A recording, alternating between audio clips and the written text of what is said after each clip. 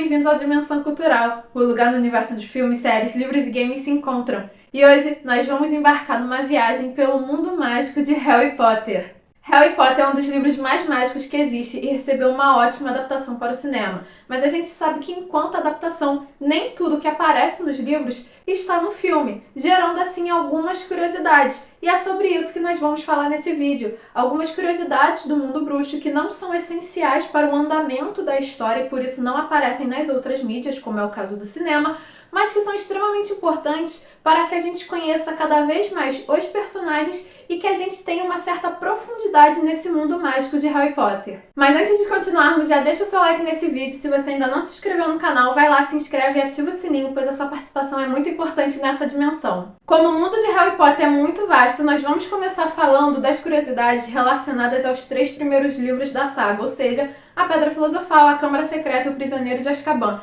E uma das primeiras curiosidades que existem nesses livros, logo quando a gente está começando a ser apresentado ao mundo bruxo, é justamente aquela curiosidade relacionada ao Dumbledore e a sua cicatriz no joelho, que tem o formato perfeito do metrô de Londres. Eu não sei vocês, mas eu acho que é uma informação essencial para o andamento da história, pois já traz uma quebra de expectativa, né? Quando a gente vê o Dumbledore logo no início da história, a gente vê que ele é aquela figura tradicional do velho sábio nas histórias de fantasia, né? Um velho extremamente respeitoso, um bruxo respeitoso e muito poderoso. E aí a gente pensa que ele vai ter uma seriedade, até porque ele é o diretor da escola, mas ele já chega trazendo essa quebra de expectativa com esse humor, né? Com essa informação extremamente cômica e inesperada. Então, na boa, é uma curiosidade super válida. E uma outra informação interessante está relacionada a Edwiges, que é a coruja do Harry. Quando o Harry ganha ela do Hagrid e lhe dá esse nome de Edwiges, ele lhe deu esse nome porque ele viu no livro de História da Magia. Provavelmente na única vez que ele abriu o livro dessa matéria em toda a sua vida, né? E algo muito interessante também, já que a gente está falando de História da Magia, vale recordar o professor Binns, que é o professor da matéria e que é o único professor fantasma de todo o corpo docente de Hogwarts, na qual não aparece nos filmes. E acaba sendo uma grande falta, né? Porque ele possui, apesar dele não ser tão essencial para o andamento da história, ele possui umas informações bem interessantes em relação à vida dele, como o fato de que ele realmente tem muita vocação para ser professor, tanto que ele faz isso após a morte, né? A história dele é justamente que ele foi tirar um cochilo na sala dos professores de Hogwarts, ele morre dormindo, e aí, depois de morrer, ele acorda e vai para a sala de aula como se nada tivesse acontecido, né? Não percebendo que ele tinha morrido, e desde então ele dá aula enquanto fantasma, então acaba sendo uma história, uma curiosidade também bem interessante. Agora, uma informação bem legal é o fato de que o Rony vai mencionar para o Harry ao longo desse primeiro livro que a sua mãe, a Molly, ela tem um primo de 2º grau que é contador, só que quase ninguém da família fala sobre ele. Isso é algo muito importante porque quando a gente para observar essa frase, a gente pensa o seguinte: contador é uma profissão trouxa. Então fica esse questionamento se realmente o primo dela seria trouxa, né? Não existem muitas informações sobre o primo dela, da Molly, e aí não se sabe se ele é trouxa ou se ele é sangue puro. Provavelmente ele é mestiço, né? Ele pode ter talvez uma mãe ou um pai trouxa, mas é uma informação muito legal porque mostra por que os Weasley são considerados traidores do sangue e dá uma quebrada na ideia dos Sagrado 28, que são as 28 famílias que eram consideradas sangue puros lá na década de 1930, né? As únicas famílias britânicas consideradas realmente sangue puros. E aí a gente vê que não tem tanta essa pureza, até porque em um outro momento o Rony também fala que muito provavelmente se os bruxos não tivessem se relacionado com os trouxas, os bruxos já estariam extintos, né? Então esse relacionamento foi essencial para manter as linhagens bruxas vivas, então dá uma quebrada também com essa ideia das famílias mais tradicionais que são preconceituosas. E eu acho muito legal essa informação porque os Weasley, eles são muito fofinhos, eles são a família mais fofa do mundo de Harry Potter e eles são super sem preconceito e é muito maneiro ter essa mistura aí entre esses dois grupos, bruxos e trouxas, dentro da família dos Weasley. E em relação especificamente aos alunos de Hogwarts, nós temos algumas informações bem interessantes. A começar pelo próprio Harry, que não sabia que fazia magia, não sabia o que estava acontecendo quando coisas estranhas aconteciam com ele antes dele completar os 11 anos e ser apresentado para esse mundo. Então uma informação bem interessante é quando ele estava numa escola trouxa, ele transformou a peruca de um professor na cor azul, né? Então acaba sendo muito interessante esses traços de magia em menores de idade, em crianças, né? Que ainda não conseguem controlar a sua magia e não conseguem, e ainda não foram totalmente ensinadas porque ainda não foram para uma escola. Uma outra questão também muito interessante está relacionada ao Neville, que ele fala que os seus primeiros traços de magia ocorreram quando ele tinha 8 anos, porque realmente a família dele estava muito preocupada dele não ter magia. E aí o seu tio o coloca, né, pendurado na janela, o segurando pelos calcanhares, isso com 8 anos, né, nem um pouco bizarro. E aí ele deixa o Neville cair sem querer, porque a sua tia-avó lhe oferece um merengue, então ele fica distraído com a comida e deixa o Neville de 8 anos escorregar para fora da janela, só que ao invés dele cair, ele consegue flutuar, mostrando que ele seria, né, um grande bruxo, como de fato ele foi. E é claro que nós também temos uma curiosidade relacionada ao Fred e George, porque eles são os melhores personagens aí dentro do grupo de alunos de Hogwarts, né? E essa curiosidade está relacionada justamente ao final de A Pedra Filosofal, quando o Harry está na enfermaria e ele acorda e recebe vários presentes de várias pessoas que ele não conhece pelo conflito que ele teve com Quirrell. E aí, uma informação interessante é que o Dumbledore fala que o Fred e o George tentaram enviar para o Harry a tampa de um vaso sanitário como presente. É algo extremamente chocante e essencial para a história? Não. Mas é engraçado e já nos demonstra toda essa personalidade cômica dos gêmeos. E seria sensacional ver esse momento nos cinemas. Particularmente, eu não queria nem que ficasse somente com a tentativa, porque provavelmente o Dumbledore impediu, ou outro professor, outro funcionário da escola impediu que eles enviassem de fato esse presente, mas eu queria ver eles enviando. Já pensou o Dumbledore segurando a tampa de um vaso sanitário, mostrando pro Harry, ó, isso daqui é presente do Fred e do George. Seria uma das cenas mais cômicas, uma das melhores cenas de toda a saga do Harry Potter. Mas saindo um pouco dessa ideia cômica e levando em consideração as influências históricas que a J.K. Rowling teve ao criar o universo do Harry Potter, uma das informações interessantes é justamente o fato de que a esposa do Nicolau Flamel se chama Perenelle, né? Isso é mencionado rapidinho no livro e, de fato, é totalmente baseado na realidade, já que Nicolau Flamel realmente existiu. Ele foi um escrivão francês, ele vai ser mitologicamente conhecido como o pai da alquimia, né? E ele vai ser dos que, de acordo com a lenda, vai ser responsável por buscar, né, pela tentativa da criação da Pedra Filosofal, que seria o elemento mais puro, a perfeição em si dentro do mundo da alquimia, né? E ele vai ter de fato uma esposa chamada Perenelle, e os dois terão uma rua, né? Cada um vai ter uma rua com seu nome dentro da França, né? Já que eles são franceses. Então acaba sendo assim muito legal ver toda essa curiosidade, toda essa pesquisa histórica que a J.K. Rowling fez para moldar o universo do Harry Potter e como ela pegou pessoas que realmente existiram dentro da nossa história, pessoas na qual existe todo um mito, uma lenda em volta da sua personalidade e transformou essas pessoas em bruxas, né? Fizeram com que elas fizessem parte mesmo do mundo bruxo. Então isso acaba sendo muito legal de ver. Já em Harry Potter e a Câmara Secreta, a gente começa a conhecer um pouco mais a fundo a família dos Weasley, a começar pelos filhos da Molly e do Arthur, já que a gente vai ver um pouco mais sobre o Percy, por exemplo, como o fato de que o Percy ele vai ter uma coruja chamada Hermes, e essa coruja ele ganhou quando ele foi nomeado monitor-chefe, né? Foi um presente dos pais pelas suas conquistas. E é muito interessante, faz totalmente sentido, levando em consideração que Hermes, na mitologia grega, é o mensageiro dos deuses. Então é basicamente genial essa referência de você ter uma coruja chamada Hermes, é realmente muito bonita. Além do fato de que também vai ser mencionado que tanto o Percy quanto o Guy, né, o filho mais velho, eles tiraram 12 nomes nos níveis ordinários de magia, que é a pontuação altíssima, então acaba sendo bem interessante também a gente ter essa informação, além do fato de que o Percy namora a Penelope Clearwater, que é uma aluna da Corvinal. Isso vai ser bem mencionado assim nesse segundo livro,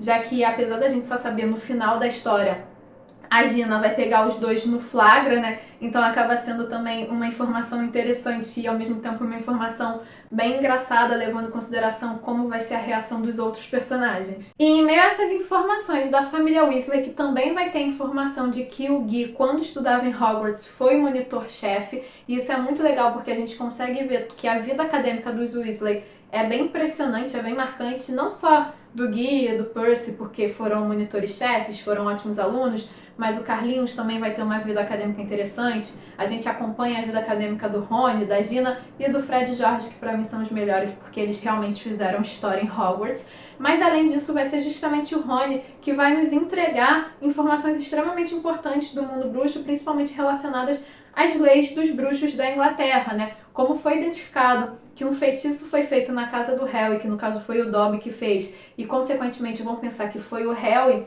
e ele vai levar uma chamada porque ele é menor de idade, o Rony vai mencionar para ele que sim, que bruxos menores de idade têm permissão de fazer magia em uma situação de extrema emergência, de acordo com a seção 19 do decreto de restrição do uso de magia a menores. Então isso acaba nos trazendo um detalhe muito maior, né? Um detalhe extremamente importante, uma profundidade muito maior em relação àquele universo bruxo. E os alunos que conheceram Harry Potter nesse segundo ano letivo de Hogwarts também possuem algumas curiosidades bem legais, como o fato de que o Justino, o aluno da Lufa-Lufa que foi petrificado, se ele não fosse para Hogwarts, né, antes dele descobrir que era bruxo, ele iria para o Eton College, que é um colégio interno somente para meninos, muito conhecido lá na Europa. Além disso, a gente vai saber também que o pai do Colin, né, do Colin Creevey, é leiteiro.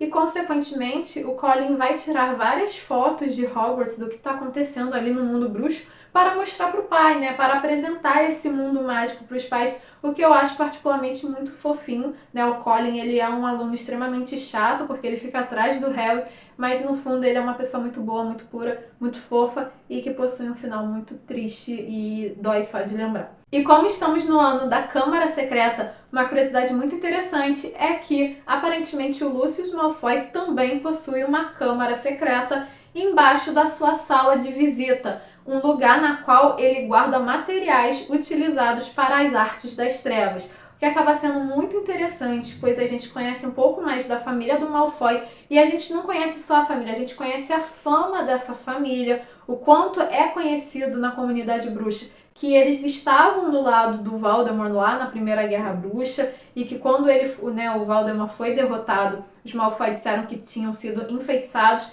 mas aí existe essa fofoca, esses boatos em torno deles e mesmo assim ninguém nunca desconfiou que eles eram bruxos das trevas e isso acaba sendo um pouco estranho. E ainda nessa parte mais sombria desse segundo ano letivo, nós temos uma curiosidade relacionada ao Aragorn, né, a aranha do Hagrid, mais especificamente ao fato de que a esposa do Aragorn se chama Mozeig. E é muito legal pelo fato de que o Hagrid, né, primeiro que a gente precisa saber que o Aragorn tem uma esposa, o que faz totalmente sentido, levando em consideração a quantidade de filhos que ele tem, né, e é muito legal porque mostra também, né, que o Hagrid, ele se preocupou em encontrar uma companheira para sua aranha, para o seu amigo, né, para que ele não ficasse isolado, afinal de contas não é uma criatura comum na Inglaterra, então era pouquíssimo provável que ele encontraria alguém ali, né, uma outra aranha ali na Floresta Proibida. O Hagrid fez questão de encontrar uma companheira para ele.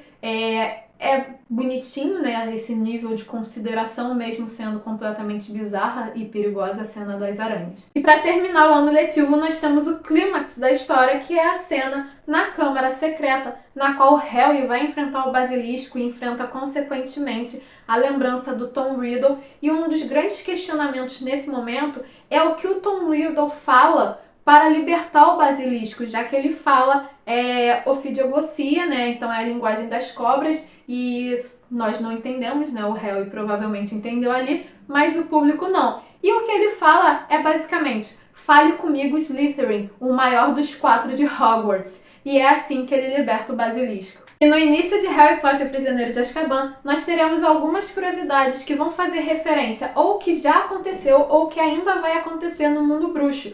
E essas curiosidades estavam presentes justamente quando o Harry tiver um contato maior com esse universo mágico, que vai ser justamente o momento em que o Harry vai sair da casa dos tios, vai passar os últimos dias de férias no Caldeirão Furado, então vai poder passear pelo Beco Diagonal, conhecer as novidades, saber das últimas notícias, e uma dessas novidades é justamente a Firebolt, que é a vassoura mais veloz de todas, e ele vai saber que o time da Irlanda encomendou 7 Firebolts lá na loja de vassouras do Beco Diagonal e que, consequentemente, isso é um dos motivos aí para que os irlandeses sejam os favoritos na Copa Mundial de Quadribol. Ou seja, é um detalhe extremamente simples, rápido e que não vai ter importância para a história do Prisioneiro de Azkaban, mas que mostra que no ano seguinte já acontece a Copa Mundial de Quadribol, já dá um sinal aí que a Irlanda tem muitas vantagens e acaba sendo muito interessante mostrar o quanto algo regional, que é a loja de vassouras de um lugar específico como o Beco Diagonal,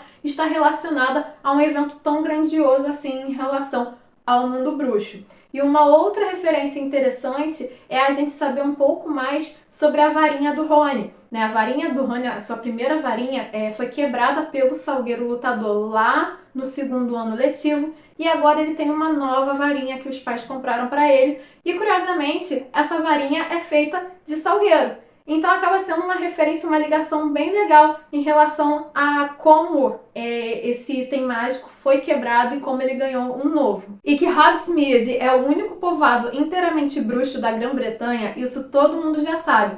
Mas além disso, algo extremamente interessante é o fato de que o Correio de Hogsmeade possui 200 corujas que são separadas por código de cores relacionadas à urgência da mensagem. Isso é extremamente interessante, porque a organização do Correio Bruxo, ainda mais um correio tão grandioso como esse de Hogsmeade, a gente só vai ter conhecimento no livro mesmo. E fora do livro, a gente não tem tanta informação em relação a como é essa organização do envio de mensagens entre os bruxos. Em relação ao quadribol de Hogwarts, nós temos algumas curiosidades bem interessantes, como o fato de que o Carlinhos, o segundo irmão aí mais velho dos Weasley, ele foi apanhador para o time da Grifinória e ele foi um grande apanhador aparentemente, e é muito legal o fato de que a gente vê que os Weasley, eles realmente têm um histórico no time, eles realmente gostam de quadribols e são bons nisso, isso é muito legal. Além do fato de que o Cedrico Diggory e a Cho Chang são os apanhadores da Lufa-Lufa e da Corvinal. E essa é uma informação extremamente essencial. Não essencial para o andamento da história do Prisioneiro de Azkaban, mas essencial para a vida do Harry ali em Hogwarts. E acaba sendo muito triste o fato de que isso foi tirado